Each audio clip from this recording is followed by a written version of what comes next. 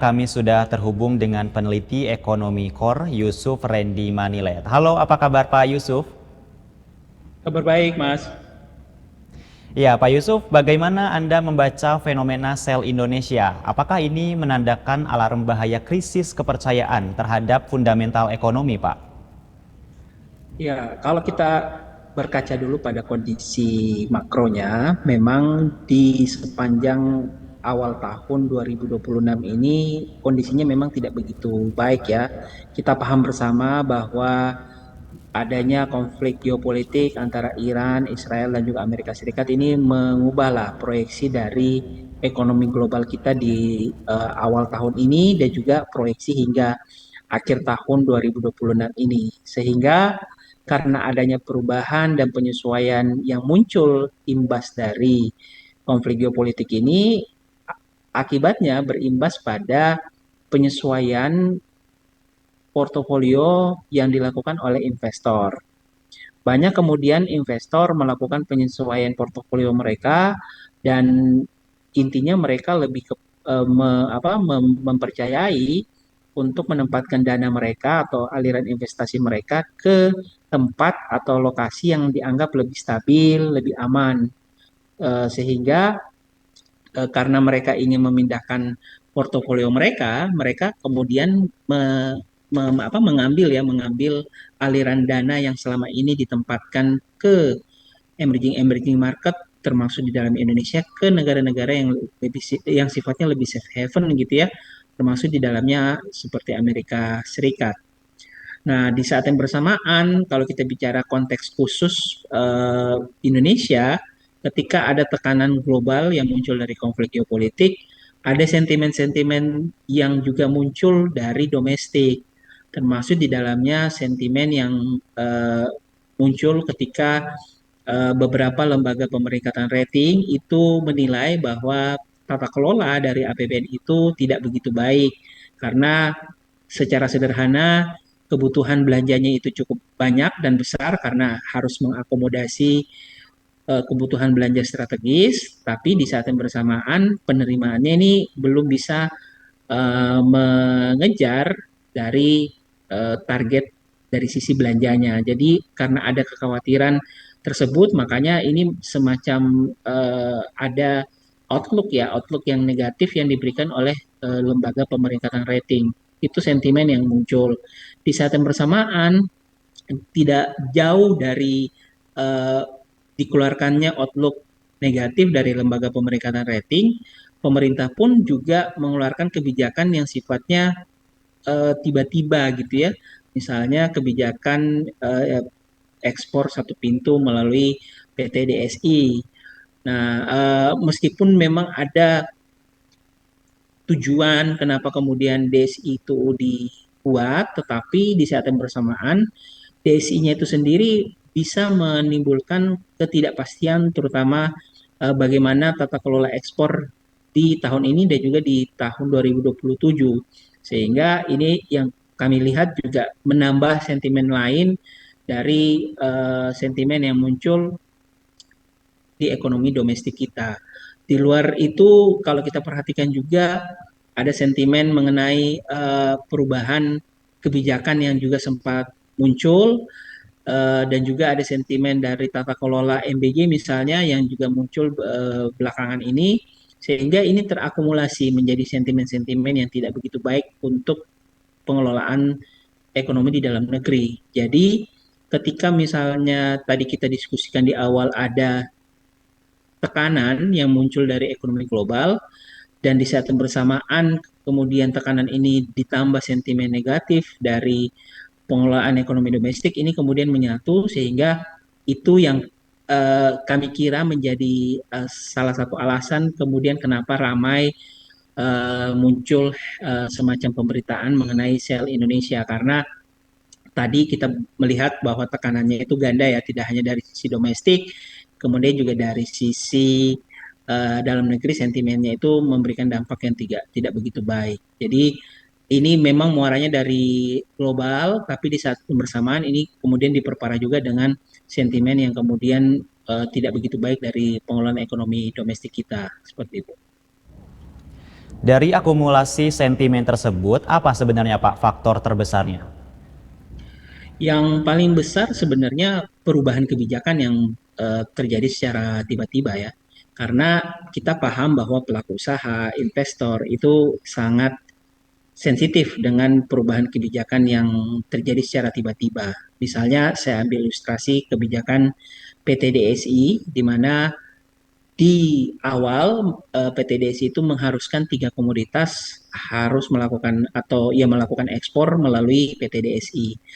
Tetapi di saat yang bersamaan, kalau kita ikuti dan baca peraturan yang dikeluarkan, pemerintah melalui PTDSI juga akan membuka peluang kembali untuk menambah komoditas yang diharuskan mengekspor melalui PTDSI.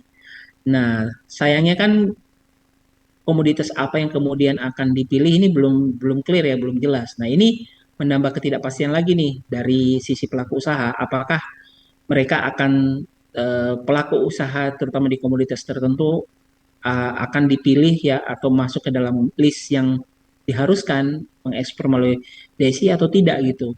Sehingga ketika terjadi apa ya semacam ketidakpastian apakah mereka masuk ke dalam list atau tidak di tahun depan misalnya mereka tentu akan berpikir ulang untuk katakanlah misalnya untuk melakukan ekspor.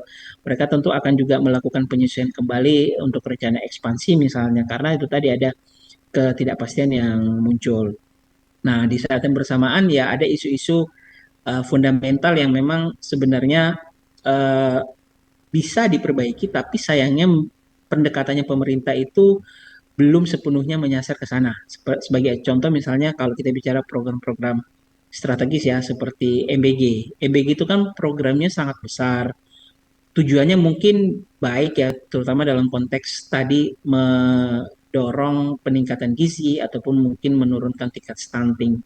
Tapi karena ini program besar, kan seharusnya itu didesain secara matang, kemudian juga disesuaikan dengan anggarannya kita gitu. Sehingga nanti ketika dibutuhkan anggaran itu memang tidak melebihi kapasitas dari APBN-nya itu sendiri. Nah, karena ada kekhawatiran bahwa kemudian ini anggarannya cukup besar dan juga tata kelolanya juga tidak begitu baik, ini yang akhirnya saya kira juga menjadi penyumbang kenapa beberapa lembaga pemeringkatan rating sebelumnya itu mengeluarkan outlook negatif terkait pengelolaan fiskal ataupun APBN kita. Di saat yang bersamaan juga sisi penerimaannya pun itu tidak tidak atau setidaknya belum jelas ya. Maksudnya betul bahwa di kuartal pertama kemarin itu penerimaan negara kita tumbuh cukup baik. Namun jangan dilupakan juga bahwa penerimaan yang tumbuh ini tidak terlepas juga dari faktor musiman, adanya faktor Ramadan, Lebaran gitu. Nah, di luar faktor itu kita belum belum tentu akan kemudian tumbuh eh, lebih tinggi atau setinggi dari capaian yang didapat di kuartal pertama tersebut. Jadi ketika misalnya pertumbuhan penerimaan negara yang pertumbuhan penerimaan pajaknya itu tidak setinggi capaian pada kuartal pertama, sementara tadi sisi belanjanya itu terus mengalami peningkatan, ini yang dikhawatirkan akan menambah defisit anggaran di akhir tahun nanti. Kemudian juga kita bicara masalah-masalah fundamental, misalnya masih relatif tergantungnya kita pada bahan baku impor yang memang kita tidak bisa produksi, sehingga ketika ada gejolak nilai tukar rupiah seperti sekarang, nilai impor itu menjadi lebih mahal, bahan bakunya menjadi lebih mahal, sehingga ketika bahan baku menjadi lebih mahal, ini bisa ditransmisikan ke konsumen dengan cara menaikkan harga.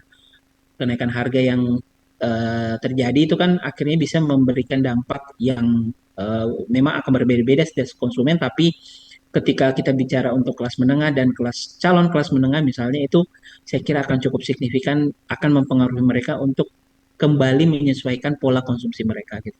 Jadi saya kira itu yang kemudian menjadi penyebab kenapa terjadi sentimen-sentimen yang kita diskusikan barusan. Apakah ini artinya pasar sedang memberikan warning keras Pak terhadap kebijakan domestik pemerintah? Ya, saya kira demikian karena kalau kita ikuti ketika terjadi penyesuaian, misalnya sekali lagi kalau saya ambil contoh eh, outlook negatif yang dikeluarkan oleh lembaga pemerikaan rating, kemudian juga misalnya ada perubahan kebijakan yang dilakukan oleh pemerintah secara tiba-tiba, kemudian juga ada kalau kita bicara aspek tata kelola pasar saham atau pasar modal misalnya, yang kemarin juga sempat mendapatkan sorotan karena ada semacam peringatan dari MSCI. Itu sebenarnya kita melihat tren yang cukup mirip, di mana ketika ada tren sentimen negatif tersebut, nilai tukar rupiahnya itu biasanya akan melemah, eh, diikuti dengan keluarnya aliran modal dari dalam negeri gitu ya. Jadi investor itu memindahkan dana mereka ke luar, atau kita biasa kenal juga dengan istilah capital outflow.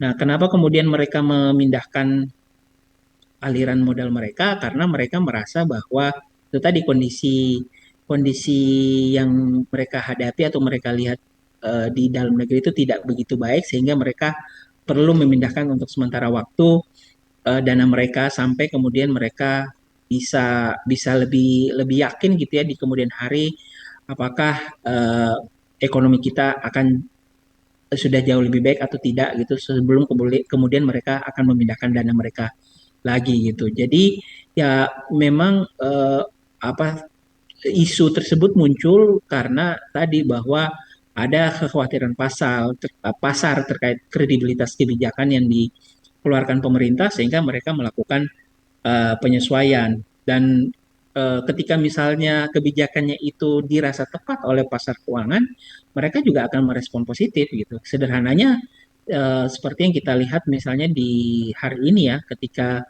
kemarin Bank Indonesia menaikkan suku bunga acuan yang akhirnya memperlebar spread antara suku bunga acuan di Indonesia dengan negara-negara maju, dalam hal ini misalnya Amerika Serikat. Responnya cukup positif, terlihat dari katakanlah misalnya aliran modal yang kembali masuk, dan juga rupiah yang juga kembali menguat gitu ya, pada level di bawah 18.000 gitu. Jadi ya pasar itu dia orientasinya memang sangat melihat gitu ya bagaimana rasional ya. Eh, Artinya ketika mereka merasa bahwa kebijakan tersebut itu akan merugikan mereka, mereka akan melakukan penyesuaian. Namun di saat yang bersamaan, kalau mereka merasa bahwa kebijakan tersebut itu adalah kebijakan yang tepat, ya mereka juga akan merespon dengan sisi dari aspek yang lebih positif seperti itu. Jika kenaikan suku bunga dilakukan untuk menjaga stabilitas rupiah, mengapa dampaknya justru harus ditanggung masyarakat, Pak, dengan harga yang semakin mahal?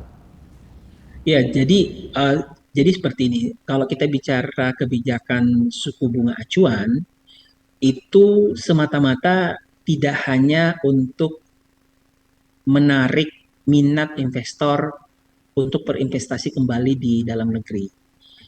Di sisi lain sebenarnya kebijakan untuk menaikkan suku bunga acuan itu merupakan salah satu wujud atau upaya dari bank sentral dalam arti meminimalisir eh, potensi pelemahan nilai tukar rupiah yang lebih dalam lagi. Karena kalau seandainya kemudian katakanlah BI tidak mengambil langkah tersebut, dan katakanlah nilai tukar rupiah kita akan melemah eh, lebih buruk dibandingkan katakanlah kondisi di 2 hari yang lalu, maka ini akan eh, tertransmisikan ke kenaikan harga barang-barang impor. Nah, sayangnya kan 60 hingga 80% impor yang dilakukan pemerintah itu adalah impor untuk bahan baku industri. Yang poinnya adalah ketika impor bahan baku industri menjadi lebih mahal, harga harga kebutuhan pokok bisa saja menjadi lebih mahal apabila ketika pelaku usaha ini mentransmisikan kenaikan harga ini ke konsumen gitu. Jadi secara tidak langsung sebenarnya upaya untuk menekan atau menahan agar laju inflasi itu tidak meningkat itu dilakukan otoritas, dalam hal ini bank sentral, dengan cara menaikkan suku bunga acuan. Nah, tapi memang betul bahwa eh, dari pilihan kebijakan menaikkan suku bunga acuan ini akan ada konsekuensi ya, termasuk yang sering dibicarakan tentu masalah kredit yang akan menjadi lebih mahal gitu.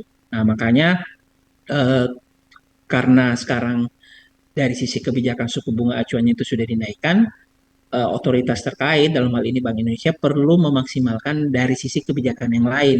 Misalnya kebijakan bauran likuiditas makroprudensial misalnya itu bisa dioptimalkan agar tadi permintaan kreditnya itu masih bisa terjadi dan setidaknya itu mengkompensasi. Di saat yang bersamaan, tentu kalau kita bicara upaya untuk menjaga inflasi itu tidak bisa kemudian hanya ditanggung oleh satu otoritas saja, misalnya dalam hal ini kebijakan suku bunga acuan bank sentral saja. Otoritas lain juga mempunyai peran untuk memastikan angka inflasi kita itu setidaknya berada pada level yang eh, ditargetkan oleh pemerintah gitu ya. Salah satu bentuknya misalnya menjaga alur distribusi logistik pada barang-barang pangan strategis. Kemudian juga misalnya memastikan bahwa ketika ada katakanlah misalnya kondisi gagal panen misalnya itu tidak kemudian berdampak terhadap masyarakat luas gitu. Jadi eh, ya memang di saat yang bersamaan memang ada implikasi ya dengan kebijakan menaikkan suku bunga acuan ke masyarakat. Tapi di saat yang bersamaan kita juga harus fair katakan bahwa kebijakan menaikkan suku bunga acuan itu sebenarnya juga sebagai salah satu upaya bentuk agar tadi pelemahan nilai tukar rupiah itu tidak terjadi lebih dalam lagi dan kemudian nantinya bisa memberikan dampak terhadap perubahan kenaikan harga. Dan poin yang juga tidak kalah penting, masalah beban yang diterima masyarakat itu memang perlu pendekatan yang eh, secara komprehensif tidak dilakukan oleh satu organisasi atau satu stakeholder saja gitu ya dalam hal ini misalnya cuma bank sentral itu tidak bisa gitu. Pemerintah dalam katakanlah misalnya Kementerian Keuangan juga perlu eh, memastikan bahwa beban masyarakat itu tidak terganggu dengan adanya kebijakan-kebijakan yang sudah dikeluarkan melalui misalnya bantalan bantuan atau kebijakan insentif seperti itu. Seberapa besar Pak potensi fenomena sel Indonesia ini berujung pada gelombang PHK? Ya, kalau misalnya kita bicara kemudian fenomena sel Indonesia ini memberikan efek terhadap pelemahan nilai tukar rupiah kita lebih dalam lagi, maka ini merupakan sesuatu hal yang perlu ditindaklanjuti atau perlu dilihat lebih lebih serius gitu ya. Karena kalau kita bicara transmisinya dengan adanya sel Indonesia, ini kan intinya kan memberikan sentimen buruk ke market. Dan kalau misalnya sentimen ini diterima oleh market dan kemudian mereka melanjutkan kondisi di mana mereka memindahkan dana mereka, ini kan akhirnya kembali menekan nilai tukar rupiah. Depresiasi nilai tukar rupiah itu berpotensi akan kembali terjadi. Ketika itu terjadi, maka yang tadi kita sudah diskusikan gitu ya, eh, pelaku usaha itu atau industri itu akhirnya harus menanggung harga bahan baku menjadi lebih tinggi. Nah, harga bahan baku yang menjadi lebih tinggi ini akhirnya memberikan dilema tersendiri bagi pelaku usaha ataupun industri ya. Kalau misalnya mereka masih bisa menahan atau menyerap eh, kenaikan harga bahan baku ini, biasanya mereka akan menahan atau menekan untuk tidak menaikkan harga mereka. Tapi konsekuensinya mereka harus memangkas margin keuntungan misalnya. Nah, tetapi kalaupun nanti ditransmisikan ke masyarakat dengan perubahan kenaikan harga, kalau kita bicara produk-produk primer, oke lah, dia mungkin akan tetap dibeli ya. Tapi kalau kita bicara produk-produk sekunder, tersier, atau produk-produk yang sebenarnya bisa konsumsinya itu bisa ditunda ya, itu tentu akan menekan industri. Nah, kedua kondisi ini inilah yang kemudian bisa berdampak terhadap tadi potensi terjadinya PHK ketika misalnya margin keuntungannya itu dikurangi, lalu mereka harus katakanlah memperbaiki neraca atau kas keuangan mereka. Salah satu cara yang biasanya ditempuh adalah dengan cara memangkas pengeluaran untuk pembayaran upah. Dalam hal ini misalnya dengan cara melakukan PHK. Termasuk juga tadi dalam contoh kasus ketika mereka mentransmisikan ke konsumen gitu ya kenaikan harganya, tetapi ketika barangnya itu merupakan barang yang sebenarnya bisa ditunda, ya konsumen akan menunda untuk tidak membeli barang tersebut. Karena konsumen menunda untuk tidak membeli barang tersebut, pendapatan perusahaan pun akhirnya terdampak. Karena perusahaan pendapatannya terdampak, salah satu cara yang kemudian harus dilakukan apabila mereka dituntut untuk melakukan penyesuaian pada cash flow, salah satunya dengan cara memangkas sumber daya manusia, dalam hal ini melakukan PHK. Jadi arah transmisinya itu dari sana, dari sel Indonesia, kemudian sentimen ke pelemahan nilai tukar rupiah, dan dampaknya ke industri dan juga PHK. Jika pasar menilai masalah utama adalah trust, bukan fundamental ekonomi, apakah kebijakan stimulus saja cukup untuk memulihkan kepercayaan tersebut, Pak? Ya, kalau kita bicara solusi jangka panjang, tentu kita bicara aspek fundamental yang harus diperbaiki. Apa yang kita atau pemerintah lakukan saat ini, termasuk di dalamnya menaikkan suku bunga acuan, ini adalah solusi-solusi jangka pendek ya. Intinya pemerintah atau otoritas terkait berupaya agar berbagai permasalahan yang kita hadapi saat ini itu bisa terselesaikan atau bisa termitigasi, terutama dalam jangka pendek. Nah, tapi kalau kita bicara tadi ya jangka panjang, menurut kami memang isu utamanya tidak hanya sekedar kebijakan menaikkan atau menurunkan suku bunga, tapi juga kebijakan-kebijakan yang sifatnya lebih fundamental. Misalnya tadi sudah sempat kami singgung gitu di awal, salah satu permasalahan fundamental kita adalah relatif masih tergantungnya gitu ya eh, industri di dalam negeri terhadap bahan baku impor. Sebenarnya kalau misalnya bahan baku impor itu merupakan bahan baku yang kemudian bisa diolah menjadi nilai tambah tinggi, itu bisa terkompensasi. Tapi saat ini kan produk ekspor kita juga masih berbentuk produk komoditas, olahan komoditas gitu ya. Jadi ketika terjadi perubahan harga komoditas, ekspor kita pun akhirnya masih relatif tertahan atau tertekan seperti itu. Jadi kalau kita bicara sentimen ataupun tadi trust itu dalam jangka pendek memang dia bisa dipulihkan salah satunya dengan kebijakan yang tepat. Tapi kalau kita bicara dalam jangka panjang, tentu investor akan melihat bagaimana pemerintah itu menseriusi atau menindaklanjuti atau memperbaiki masalah-masalah fundamental kita gitu.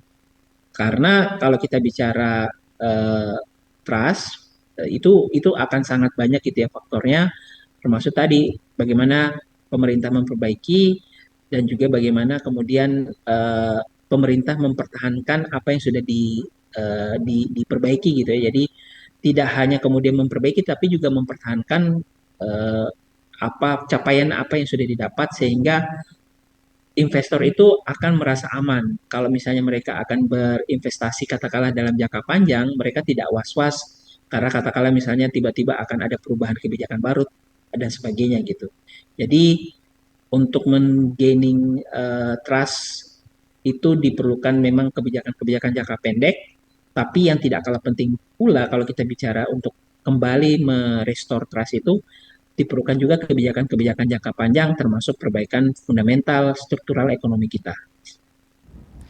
Secara singkat, Pak, jika biaya produksi di sektor real naik dan di saat yang sama kemampuan daya beli masyarakat sedang tertekan, apakah Indonesia sudah menyiapkan jaring pengaman sosial yang cukup agar ketahanan ekonomi nasional tidak ambruk jika terjadi stagflasi, Pak? Kalau bicara kelompok kelas bawah, pendapatan bawah, sebenarnya kan secara rutin pemerintah sudah menyalurkan berbagai bantuan sosial untuk kelompok atau masyarakat tersebut gitu. Dan itu diberikan mau atau maupun baik itu ada krisis maupun tidak ada krisis, bantuan tersebut tetap disalurkan. Dan itu menjadi semacam jaring pengaman sosial bagi mereka. Yang mungkin menjadi diskusi ataupun eh, PR berikutnya, terutama bagi pemerintah, adalah bagaimana menyiapkan jaring pengaman sosial pada kelompok calon kelas menengah dan jaring pengaman sosial untuk kelas menengah itu sendiri. Karena jumlah dari kedua kelas ini itu cukup besar gitu. Karena cukup besar, maka ini pun harus dipilah kembali gitu ya, mana yang kemudian akan mendapatkan atau mana yang kemudian tidak mendapatkan. Nah, kalau kita bicara konteks dulu ya, dulu ketika masa pandemi COVID-19, pemerintah sempat mengeluarkan beberapa kebijakan yang secara spesifik diperuntukkan untuk kelompok calon kelas menengah ataupun calon kelas kelompok kelas menengah gitu, dalam bentuk misalnya bantuan bantuan tunai gitu ya, bantuan subsidi tunai.